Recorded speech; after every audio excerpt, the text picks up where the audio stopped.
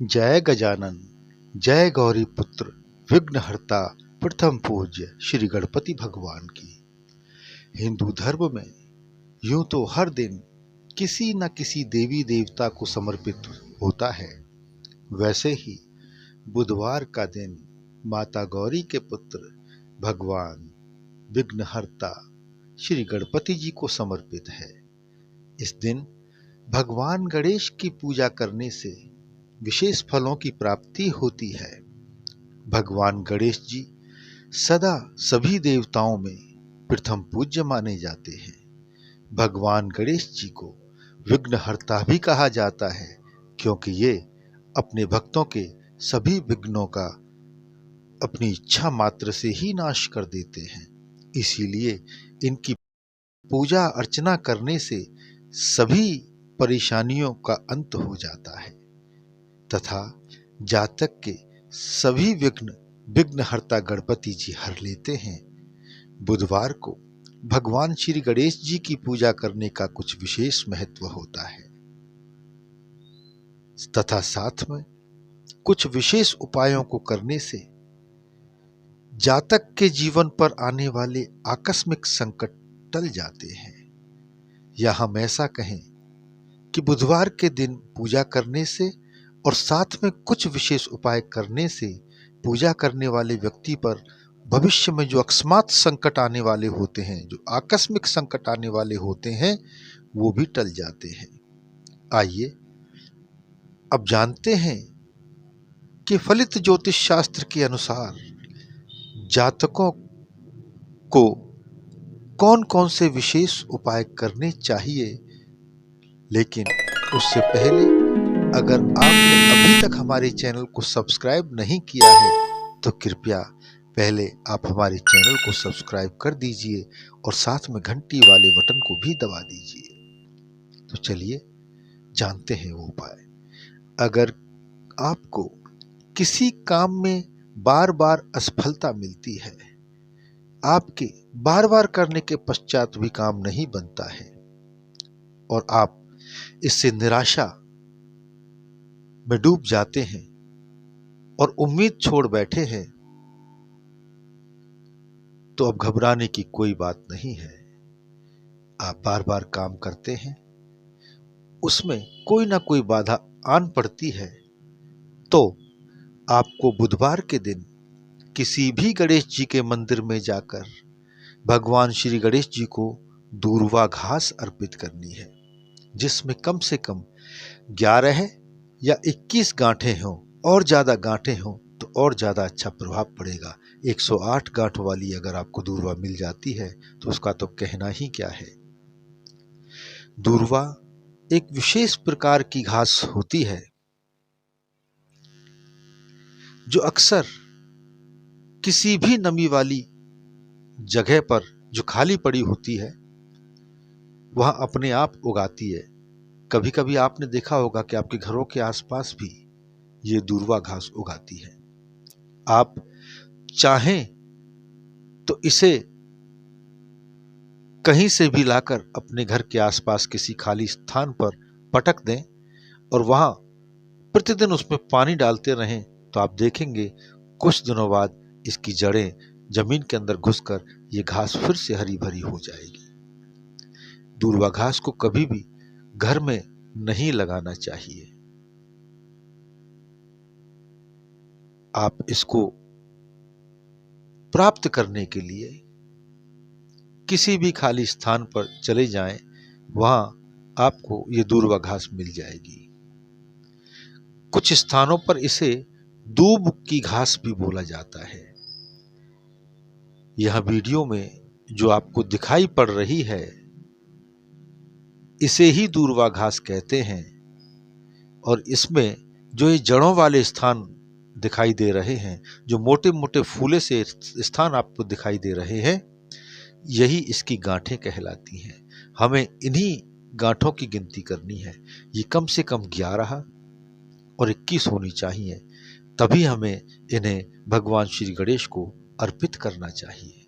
यह दूर्वा घास भगवान श्री गणेश जी को बहुत पसंद है तथा जो भी व्यक्ति बुधवार के दिन भगवान गणेश जी को यह दूर्वा या दूब की घास अर्पित करता है, गणेश जी उस पर अतिशीघ्र प्रसन्न हो जाते हैं तथा उसके सभी विघ्नों को हर लेते हैं। इस दूर्वा घास को सदैव भगवान श्री गणेश जी के मस्तक पर ही अर्पित करना चाहिए। इससे आपकी सभी इच्छाएं अतिशीघ्र पूर्ण होंगी। दूर्वा घास अर्पित करने के बाद आपको भगवान श्री गणेश जी की आरती उतारनी चाहिए तथा भगवान गणेश को बेसन के लड्डुओं का भोग, जो भगवान को अति पसंद है और भगवान बेसन के लड्डुओं को मोहक अंदाज में ग्रहण करते हैं, उनका भोग लगाना चाहिए।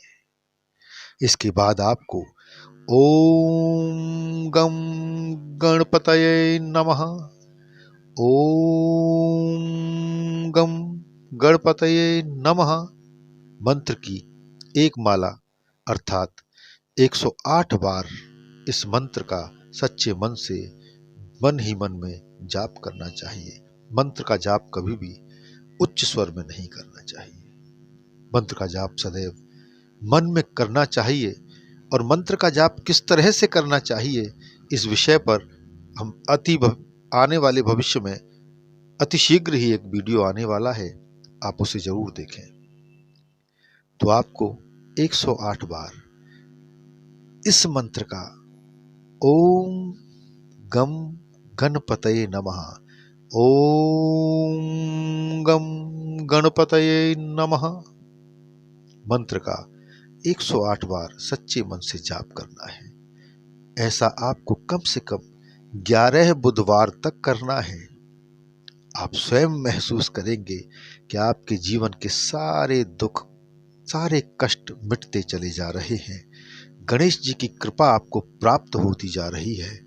आपके सारे बिगड़े हुए काम बनते जा रहे हैं। आपकी कुंडली में जो दुष्ट ग्रह थे उनका प्रभाव कम होता जा रहा है। आपकी कुंडली में सुधार होता जा रहा है। आपके सारे मनोवांछित फल आपको प्राप्त होते जा रहे हैं।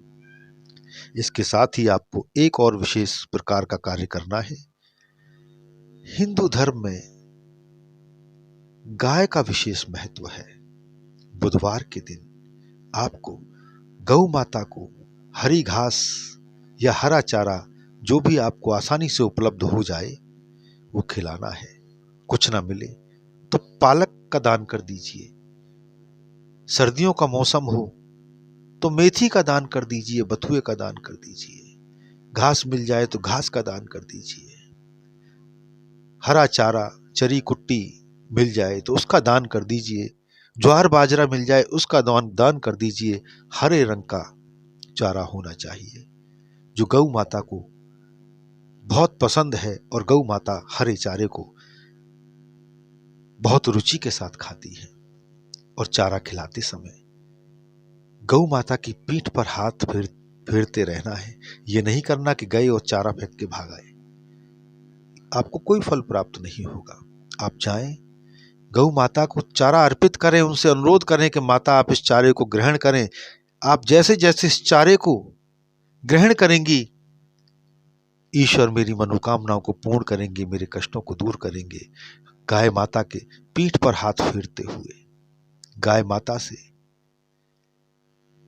प्रार्थना करें कि वो आपके सारे कष्टों का अंत कर दें। शास्त्रानुसार गौ माता में सभी देवताओं का वास माना गया है। उनकी पीठ पर हाथ फेरने से आपको ब्रह्मा विष्णु महेश के साथ ही समस्त देवताओं का सानिध्य, स्पर्श और आशीर्वाद प्राप्त हो जाएगा। इसके बाद आपको ऋणहर्ता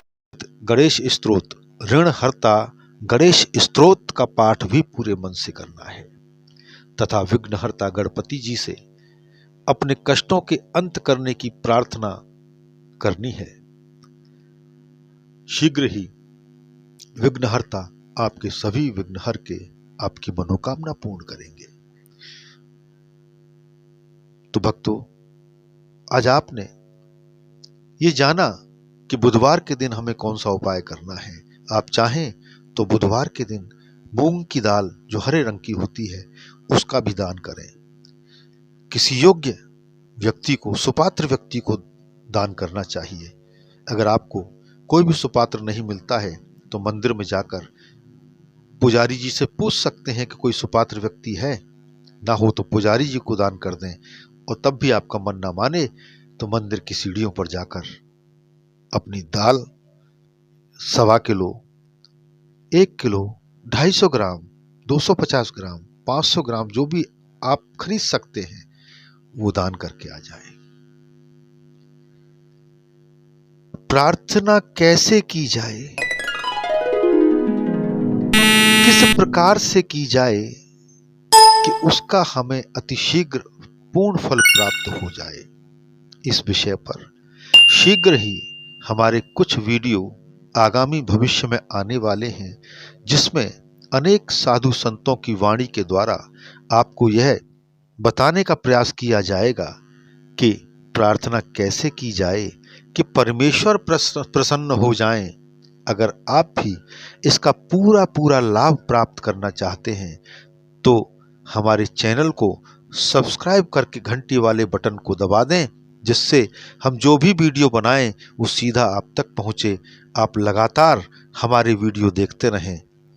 आपको हमारा यह वीडियो कैसा लगा कमेंट बॉक्स में कमेंट करके ज़रूर बताएं, क्योंकि आपके कमेंट ही हमारी शक्ति हैं, हमारी प्रेरणा है। अगले वीडियो में आपसे पुनः भेंट होगी, तब तक के लिए धन्यवाद।